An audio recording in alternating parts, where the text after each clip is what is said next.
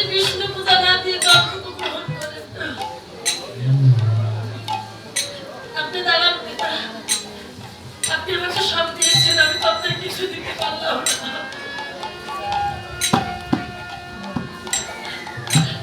আপনি দাঁড়ান, আপনার চরণ আমি একটু প্রণাম করবো।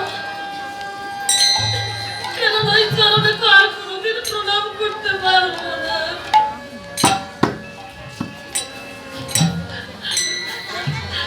চরণ